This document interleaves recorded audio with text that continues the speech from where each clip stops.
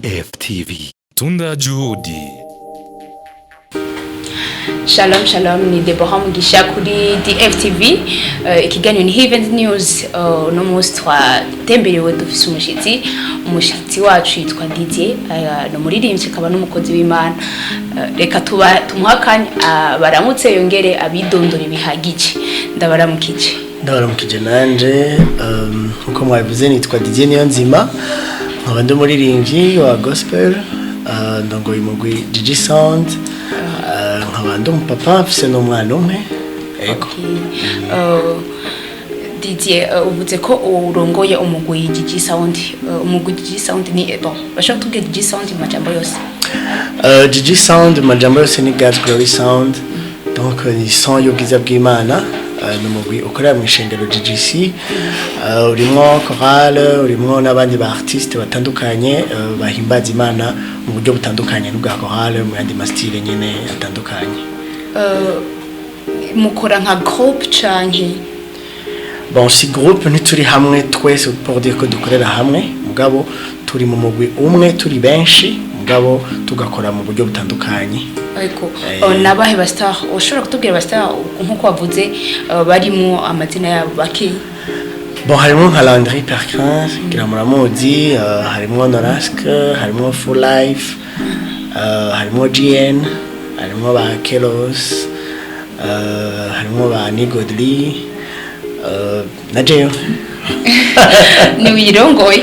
Bien sûr, ego. Okay, indirimbo ya Gigi Sound izosohoka ryari? Bon, tuyirege ryari? Twese turi hamwe twese. Bon, turacagitegura, nibaze ko tuzokibabwira tubonye ko biriko biravansa. Okay. Didier Niyonzima, wowe watangiye gukora ku giti ciwawe indirimbo kuva ryari? Je natanguye kuririmba muri 2010. Mugabo nari nkiko ndiga, twarakoranye na Apotre Apollinaire na David. Mugabo indirimbo ya mbere natangiye gusohora muri studio nayisohoye muri 2014. Okay. Ego. Iyo ndirimbo yitwa gute? Yitwa Ndagushima, naririmbanye na madame wanje ico gihe kera, mugabo ntitwari bwubakane. Okay, ufise indirimbo zingahe?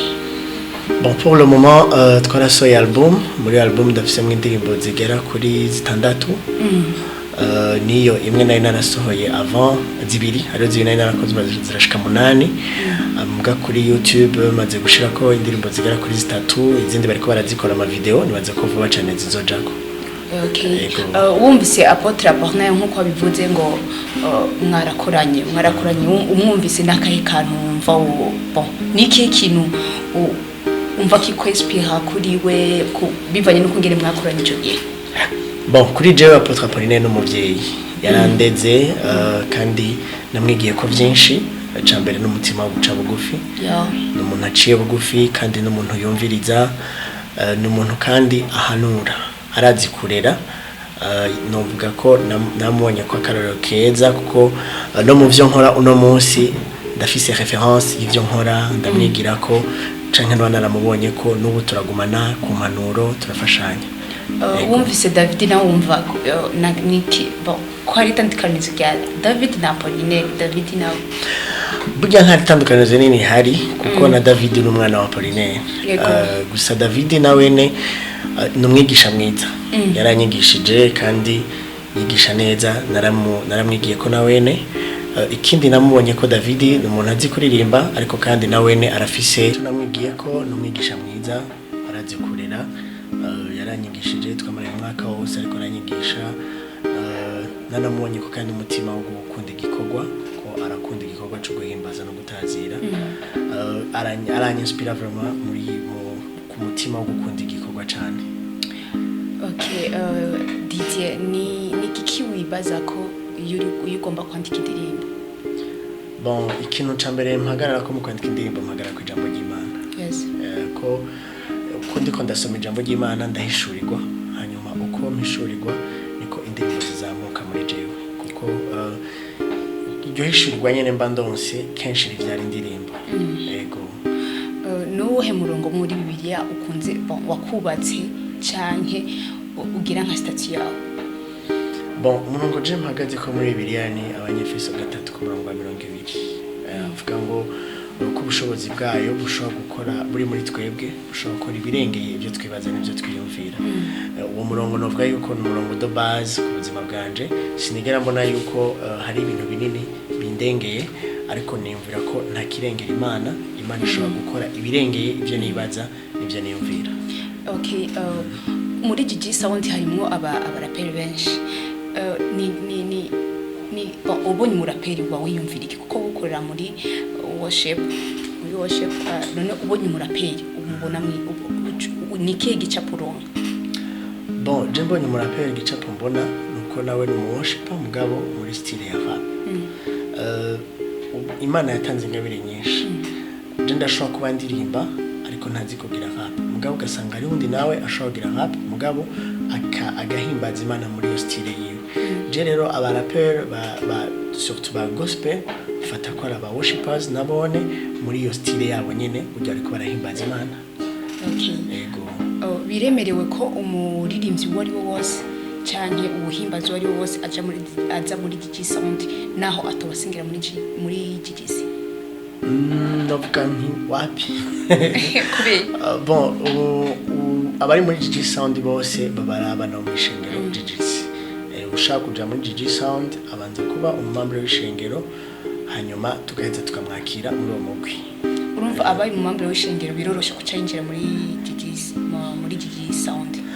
Ego mu gihe ari umu artiste canke yumva afise ikintu nyene ku mutima cofasha abandi mu guhimbaza Imana haba muri style kanaka turamwakira akibazo. Kuva aho Gigi Sound yabereye ni nutuhe turusho muri ko murabona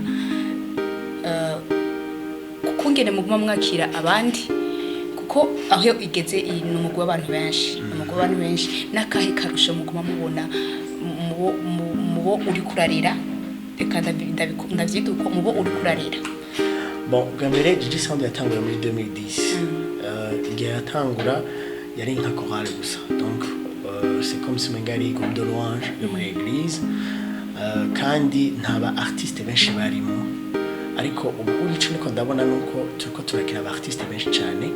Turabise vraiment tugire twa worship and glory rimwe mu mwaka. Uno mwaka twaragize mu kwezi kwa gatanu gweze twarakiriye aba artiste benshi. Urabona yuko turiko turevuriwa kandi turiko turamenyekana mu gihugu nk'abantu nk'umugwi himbaza Imana mu mastile yose. Rero ndabona yuko umuzo w'aba artiste benshi biriko birafasha kugira ngo igikorwa caguke kandi kibe kininiya niko karusho ndabona. Hani ni he target mufise kuko uvuze ngo muri ko muramenyekana target muba mufise mu kumenyekana gusa cyane?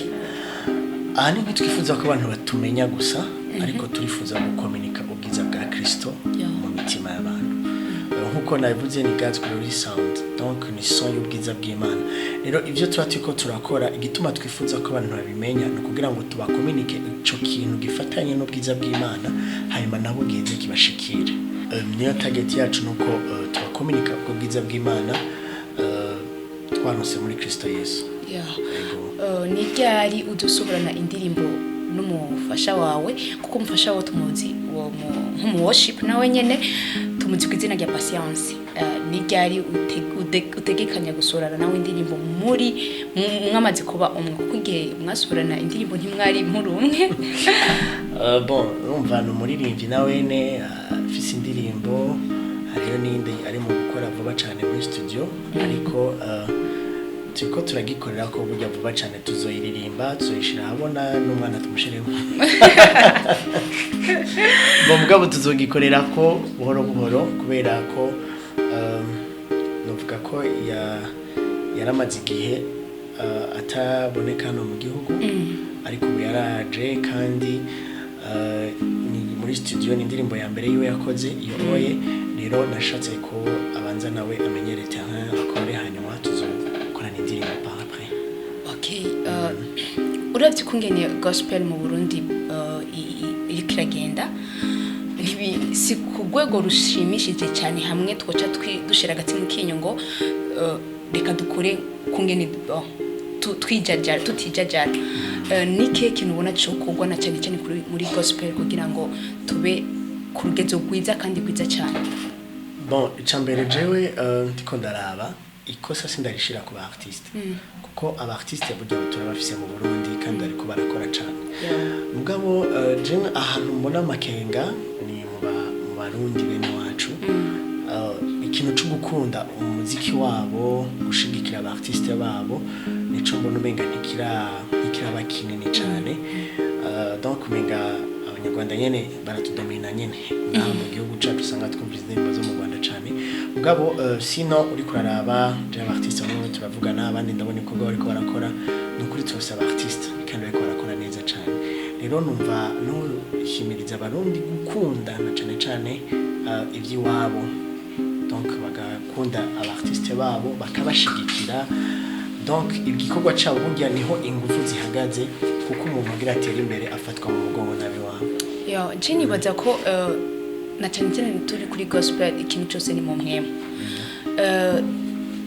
ubona hoko gwikihoho iyo twari physically ko twokunda igikorwa cyacu ni kihe kintu ubona cyo kogwa cyane dufatiye mu mwema bon igikorwa cyambere cyo twokora nuko bwa mbere